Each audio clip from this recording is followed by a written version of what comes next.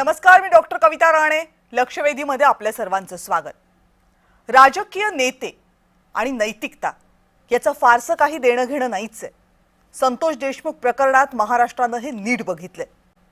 पण राजकीय नेते आणि या कायदा यांची तरी काही संगत राहिलेली आहे का असा प्रश्न आता उपस्थित होतोय.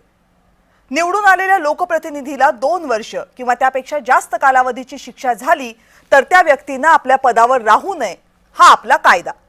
लोकप्रतिनिधींना आपणहून राजीनामा दिला नाही तर सभागृह अध्यक्षांनी त्यांना पदावरून काढून टाकावं ही या कायद्यामधली लख्ख असलेली तरतूद. पण जेव्हा हा कायदा लागू करण्याची वेळ येते तेव्हा काय होतं याचा तमाशा आज महाराष्ट्र दिवसभर बघतोय. राज्याचे क्रीडा मंत्री आणि राष्ट्रवादी काँग्रेसचे अतिवादग्रस्त नेते माणिकराव कोकाटे त्यांच्या 2 वर्षांच्या कारावासाच्या शिक्षेवर आज नाशिक सत्र न्यायालयानं शिक्कामोर्तब केलं.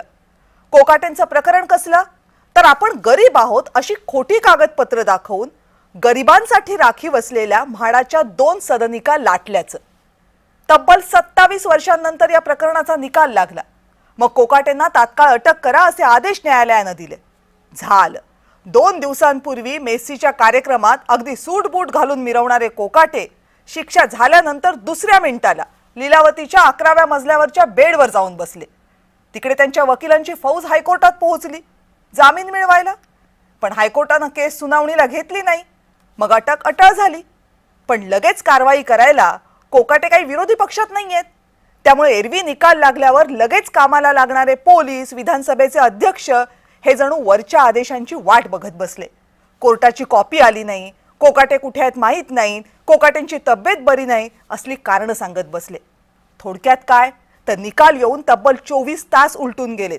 अगदी या क्षणापर्यंत कोकाटेंना अटक झालेली नाही.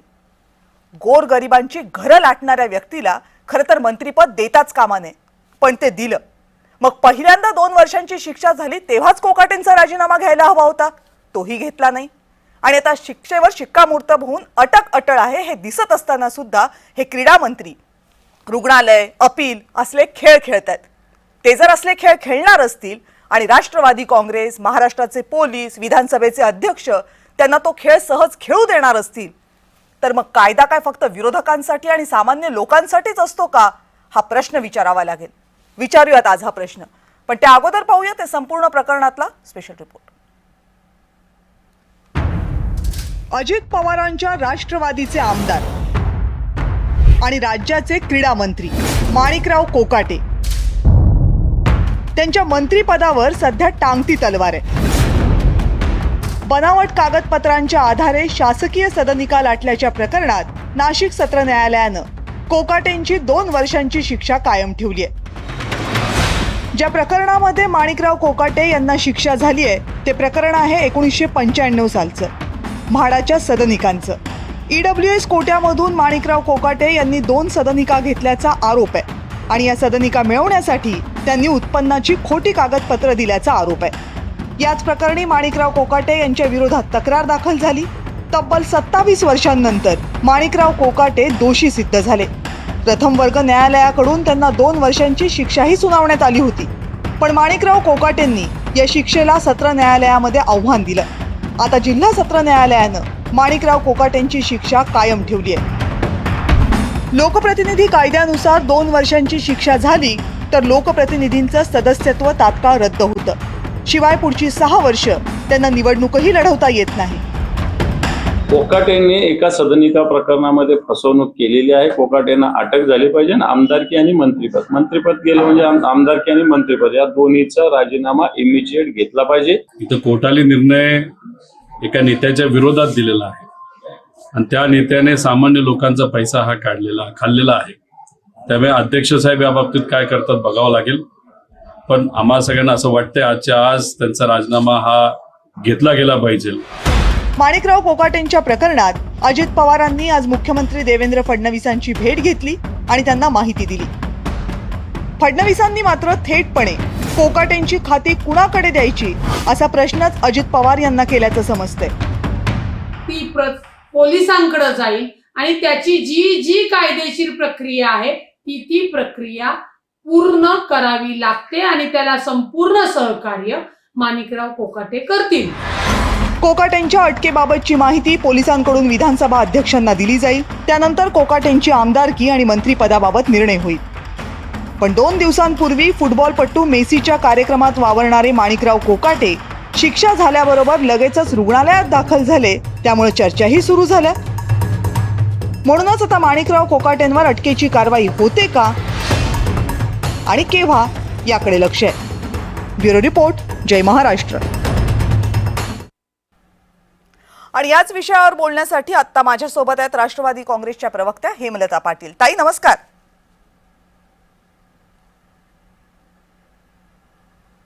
हेमलता ताई, आवाज येतोय माझा आपल्यापर्यंत?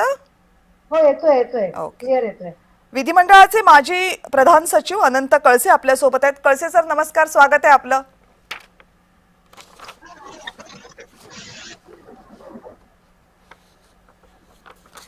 सुरुवातीला हेमलता ताई तुमच्याकडे यावं लागेल.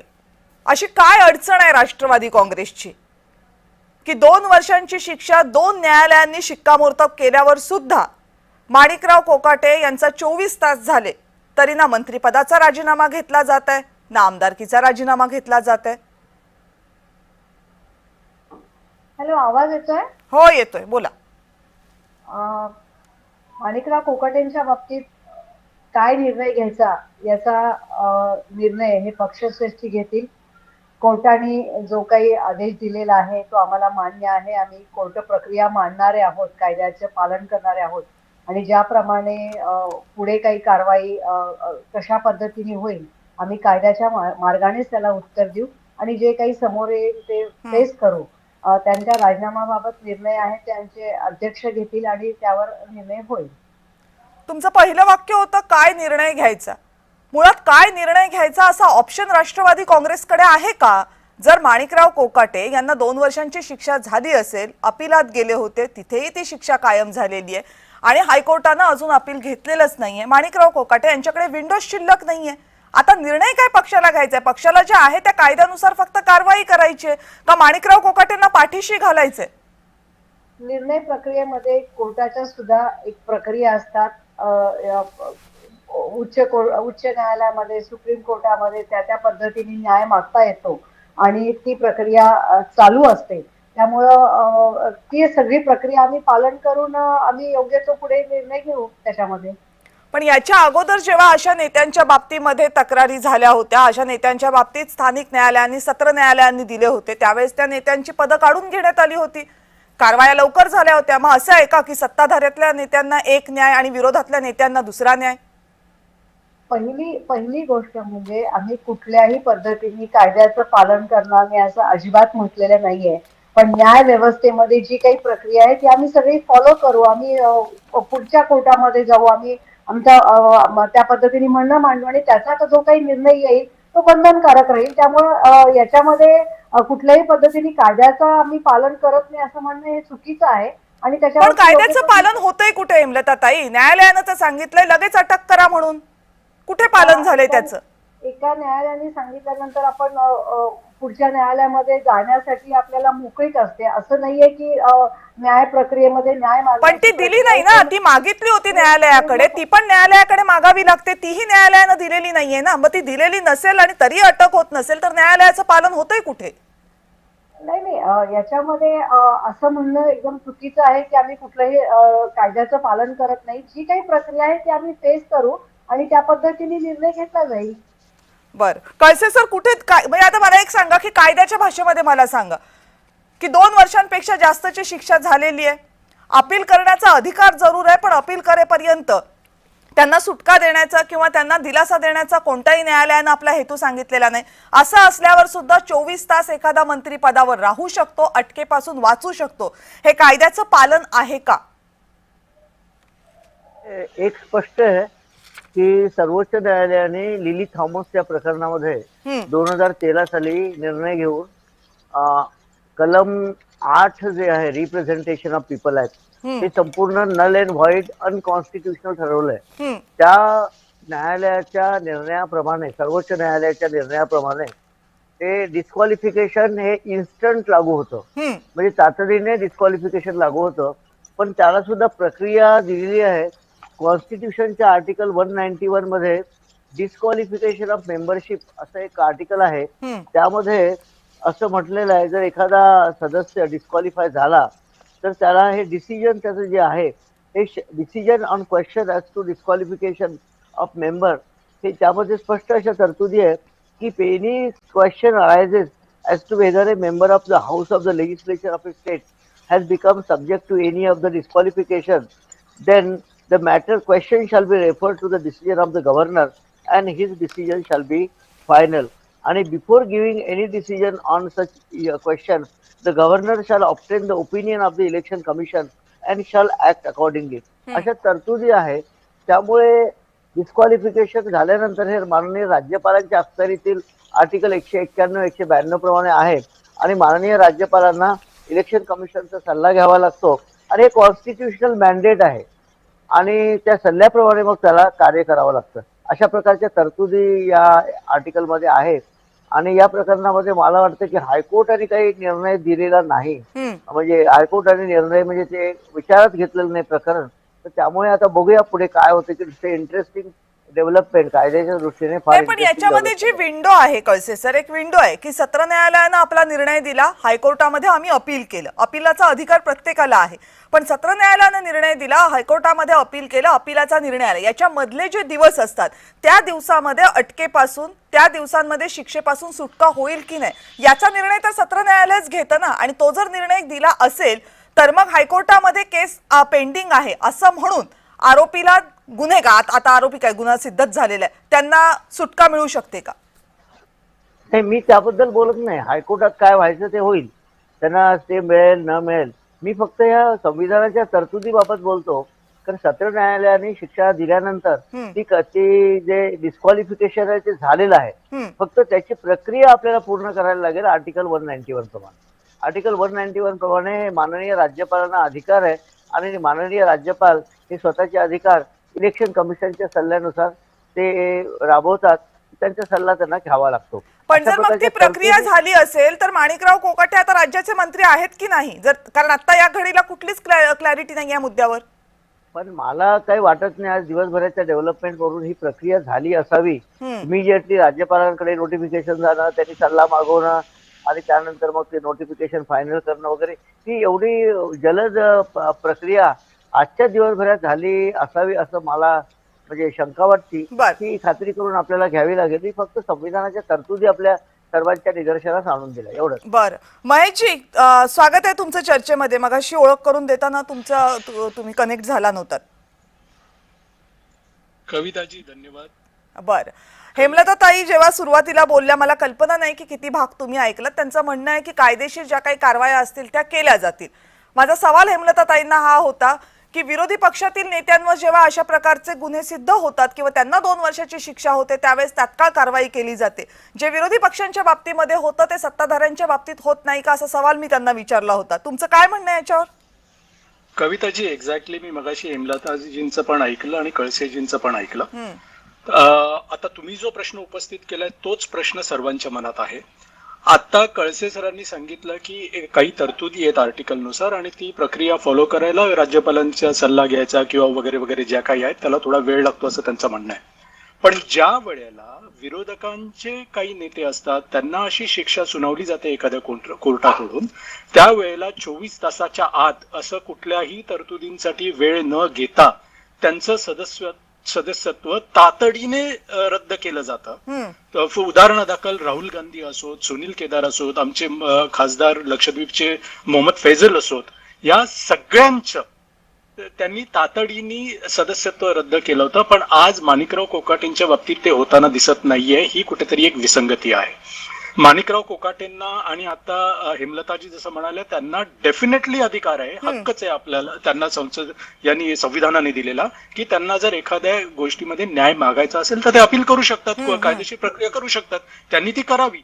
पण आम्हाला विरोधकांना हा वेळ न दिला जाता त्यांचं सदस्यत्व रद्द केलं जातं. मोहम्मद फैजल सरांच्या बाबतीमध्ये बोलायचं झालं तर त्यांचं सदस्यत्व रद्द केलं गेलं होतं आणि कोर्टाने त्यांना पुन्हा तो रद्द करून त्यांना पुन्हा खासदारकीपदी त्यांना ठेवलं होतं. तर अशा गोष्टींमध्ये आम्हाला काही वाटणार नाही. पण आता नैतिकतेच्या आधारावर यांनी माणिकराव कोकाटेंचं काही हे पहिलं प्रकरण नाहीये. आज जे प्रकरण झालंय त्याच्या आधी 2 प्रकरणं त्यांची गाजलेली आहेत, त्यांच्यावर सातत्याने आरोप झालेले आहेत. एक तर विधानसभेमध्ये अधिवेशन चालू असताना जिथे लोकांचे, सामान्य माणसांचे, शेतकऱ्यांचे, पीडितांचे प्रश्न मांडायला हवेत, महिलांचे प्रश्न मांडायला हवेत, युवकांचे प्रश्न मांडायला हवेत आणि त्याच्यावर त्यांच्या समस्या सोडून काहीतरी सोल्युशन्स द्यायला हवीत, त्यावेळेला हे मंत्री तिथे रम्मी सारखा एक गेम खेळत होते मोबाईलवर, असे आरोप त्यांच्यावर आहेत. दुसरं, ज्या वेळेला त्यांना कृषी मंत्रीपद मिळालं होतं त्यावेळेला हेच मंत्री म्हणजे ज्या वेळेला आज कोर्टाने ज्यांना समृद्ध शेतकरी म्हणून संबोधलंय, हेच मंत्री त्यावेळेला कृषी मंत्री म्हणजे ओसाडगावची पाटीलकी असं म्हणून त्यांनी शेतकऱ्यांचा अपमान केला होता. तर त्यामुळे अशा, आणि त्याच्यानंतर हे जे काय रमीचं प्रकरण झालं होतं त्याच्यानंतर अजितदादांनी त्यांच्या पक्षश्रेष्ठींनी त्यांच्याकडून कृषी मंत्रीपद काढून घेऊन त्यांना क्रीडा मंत्रालय पण दिलं होतं. पण आज कोर्टाची वाट बघण्यासारखं काय आहे?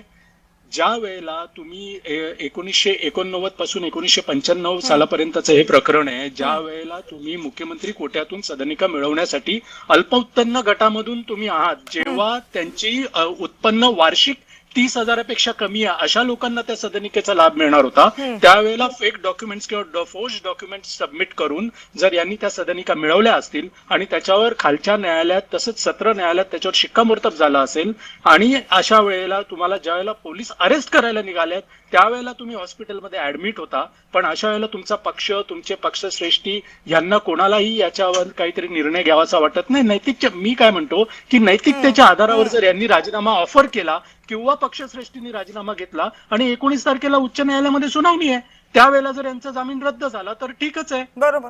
उलट ह्यांना लोकांसमोर जायला काहीतरी तोंड असेल, दाखवायला जागा मिळेल की बाबा आम्ही नैतिकतेच्या आधारावर राजीनामा दिला होता, आता कोर्टात आम्हाला इथे न्याय मिळालाय तर आम्ही पुन्हा रिइन्स्टेट होतो.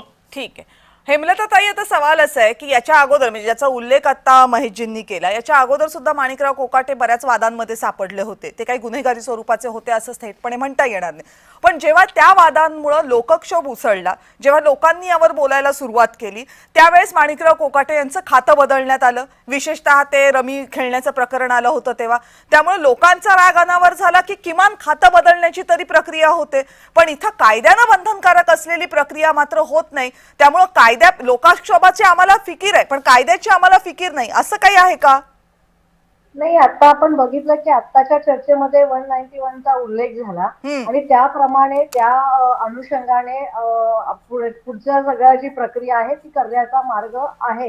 आणि त्यामुळं मी मगाशी जसं सांगितलं की ठीक आहे, त्या प्रक्रियेमध्ये जाऊन जे काही आहे ते सगळं समोर येईल आणि त्याच्यावरती निर्णय होईल. उद्यापर्यंत, परवापर्यंत त्याच्यावरती पक्षश्रेष्ठी निर्णय घेतील आणि काही ते योग्य निर्णय पक्षश्रेष्ठी घेतील. परंतु ह्या प्रक्रियेमधून आम्ही जात आहोत आणि त्याला सामोरं जात आहोत. नाही, पण प्रक्रियेमधनं, म्हणजे त्या प्रक्रियेमधनं जात आहोत असं सांगत असताना 19 तारखेपर्यंत हायकोर्टात केस लागेपर्यंत टाइम बाय करण्याची ही प्रक्रिया आहे का? की तोपर्यंत आम्ही प्रक्रिया सांगत राहणार, तोपर्यंत राजीनामा टाळत राहणार, तोपर्यंत त्यांची आमदारकी वाचवत राहणार, असं आहे का? मी मगाशीच सांगितलं ना तुम्हाला की ते राजीनामा घेणं किंवा आमदारकी टाळणं, जे काही कायद्याने आमच्यावरती बंधनं आणलेली आहेत ती सगळी फॉलो केली जातील. त्याच्यामध्ये सगळ्या तज्ञांचा सल्ला घेतला जाईल आणि योग्य तो मार्ग काढून आम्ही तो फॉलो करू. बरं, तर मुळात दुसरा प्रश्न हेमलताताई तुम्हाला आहे की तुम्ही पण राजकीय क्षेत्रामध्ये गेली अनेक वर्ष आहात. कायद्याने तुम्ही म्हणू शकता की आम्ही अजून वेळ काढू, आम्ही अजून जाऊ आणि मग त्या आणखीन वेळ घेतला जाईल, ही प्रक्रिया व्हायची, ती प्रक्रिया व्हायची, ठीक आहे.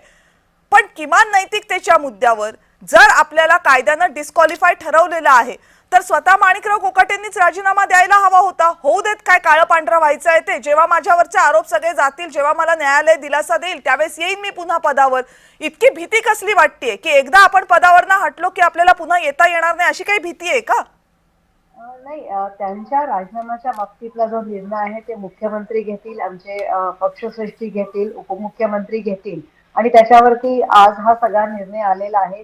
तज्ञांचं त्याच्यावरती आम्ही मार्गदर्शन घेत आहोत आणि उद्या परवापर्यंत कुठल्या पद्धतीने पुढे जायचं त्यावर निर्णय होईल.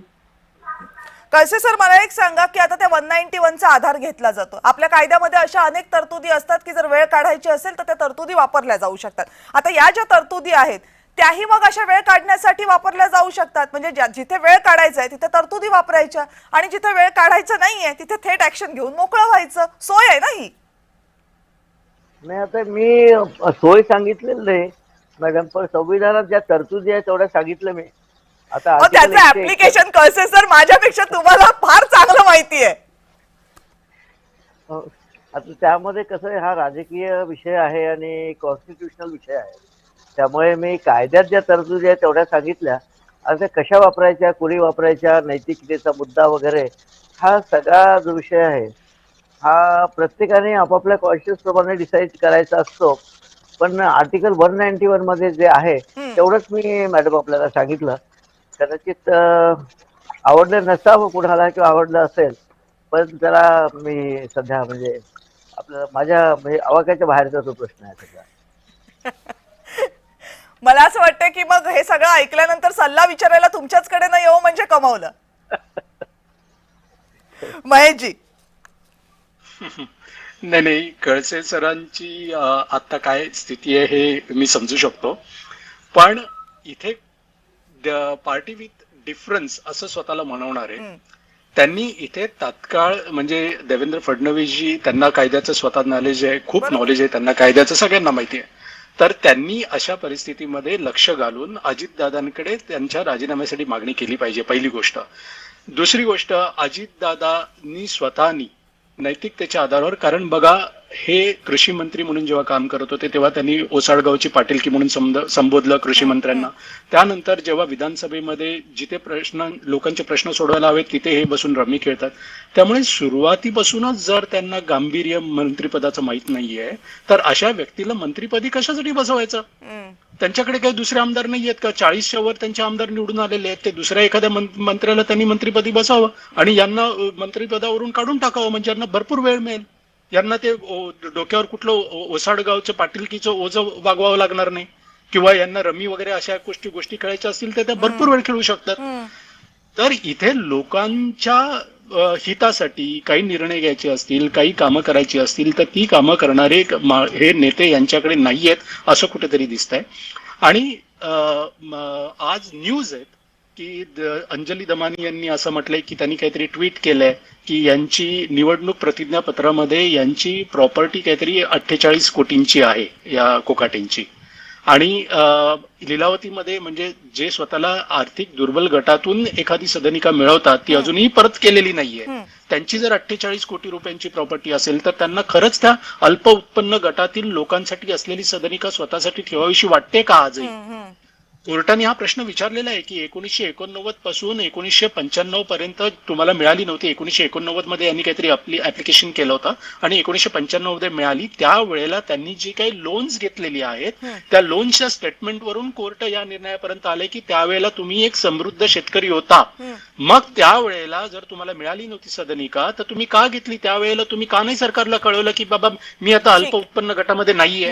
बरोबर आहे, हे बरोबर आहे. आणि ते काय आत्ता मंत्री नेते झालेले नाहीयेत, आमदार झालेले नाहीत. मला वाटते 5वी टर्म असेल त्यांची आमदार होण्याची. किती पक्षांमधनं झालेलं आहे तो नंतर शोधावं लागेल, पण किमान 5वी टर्म आहे त्यांची आता आमदार होण्याची. हेमलताताई, आता प्रश्न असा आहे आणि तो पॉलिटिकल आहे की एखादा तुमच्या पक्षाचा मंत्री ज्याच्यावर गोरगरिबांची घरं लाटलीत 2 असे आरोप आहेत ते कोर्टामध्ये सिद्ध होत आहेत आणि मग त्यांच्या राजीनाम्याची मागणी होते आणि निवडणुकांच्या महापालिका निवडणुकांच्या तोंडावर हे होतंय आणि मग प्रवक्त्यांना नेत्यांना याची उत्तरं द्यावी लागतात. पक्षासाठी अडचणीचं नाहीये का हे? नाही, कोर्टाचा निर्णय आलेला आहे. आता त्याच्यावरती पक्ष लवकरात लवकर निर्णय घेईल, तो निर्णय समोर येईल. परंतु जे काही घडलं ते अतिशय क्लेशदायक आहे आणि त्यातून आता पुढे जसं आपण म्हटलं की सर्व कायद्यांची तपासणी करून पक्ष योग्य तो निर्णय घेईल आणि त्याप्रमाणे पक्ष पुढे जाईल. पण तो निर्णय घेईपर्यंत आता हे जे एवढे प्रश्न तुम्हाला विचारले जात आहेत ते पक्षाच्या इमेजसाठी धोकादायक नाही का वाटत? माणिकराव कोकाटे हे 5 वेळा निवडून आलेले आहेत. 5 वेळा जनतेने त्यांच्यावरती विश्वास टाकला, कारण ते लोकांची कामं करत होते म्हणूनच विश्वास टाकला. हे जे प्रकरण आहे ते दुर्दैवी प्रकरण आहे. ते कसं घडलं, काय घडलं, आता या सगळ्या ह्याच्यामध्ये मी जाऊ इच्छित नाही. परंतु जो काही कोर्टाचा निर्णय आलेला आहे त्याला आम्ही बांधील राहून पुढे योग्य तो निर्णय घेतला जाईल आणि कोकाटे साहेब सुद्धा त्याच्यावरती योग्य तो निर्णय घेतील आणि मुख्यमंत्री महोदय आणि आमचे उपमुख्यमंत्री महोदय त्याच्यावर योग्य तो निर्णय घेतील. पण 5 वेळा निवडून आलेल्या नेत्याला मग हा विश्वास नाहीये का की जनता आपल्यावर इतका विश्वास टाकते तर पक्ष काय टाकणार नाही का की झालं आता कोर्टाने जे काय सांगितलंय देतो राजीनामा, एकदा आलो बाहेर की येईन पुन्हा मंत्रिपदावर, हा विश्वास नाही का? म्हणजे लोकांचा त्यांच्यावर विश्वास आहे पण त्यांचा पक्षावर नाहीये का? त्यांनी त्यांचं म्हणणं पक्ष नेतृत्वासमोर नक्कीच मांडलं असेल आणि त्याच्यावरती लवकरात लवकर निर्णय होईल. बर, या चर्चेमध्ये एक मुद्दा काय महत्वाचा समोर आला तर कायद्याच्या तरतुदींचा वापर कसा केला जातो हे तर वापर कोण करतं याच्यावर ठरतंय. जर डिस्क्वालिफिकेशन होत असेल एखाद्या नेत्याला 2 वर्षांपेक्षा जास्त कालावधीची शिक्षा झाल्यावर तर कारवाई लगेच व्हायला पाहिजे. पण कुणावर तरी ती कारवाई लगेच होते आणि कुणावर तरी ती कारवाई करताना आम्ही सगळी प्रोसेस फॉलो करू आणि प्रोसेस झाल्यानंतर कारवाईच्या बाबतीत विचार करू असं जर सांगितलं जात असेल तर प्रश्न असा आहे, कायदे सोयीनं वापरले जात आहेत का? आणि जर या प्रश्नाचं उत्तर होय असेल तर प्रश्न फक्त माणिकराव कोकाटे यांच्या राजीनाम्याचा नाहीये, तर कायदे एका गटासाठी एक आणि दुसऱ्या गटासाठी दुसरे असे वापरले जातात आणि अवघी लोकशाहीची प्रक्रिया धोक्यात आणली जाते, हा मोठा मुद्दा आहे. त्यामुळे प्रश्न माणिकराव कोकाटेंचा नाहीये, प्रश्न व्यवस्थेचा आहे आणि आपल्याला हवी तशी व्यवस्था वाकवता येते हा जो संदेश लोकांपर्यंत जातोय तो यातनं सगळ्यात धोकादायक आहे. आपण सगळेजण या चर्चेमध्ये सहभागी झालात, सगळ्यांचे मनापासून आभार. आणि लक्षवेधीमध्ये आज वेळ झाली इथेच थांबण्याची. पाहत रहा जय महाराष्ट्र.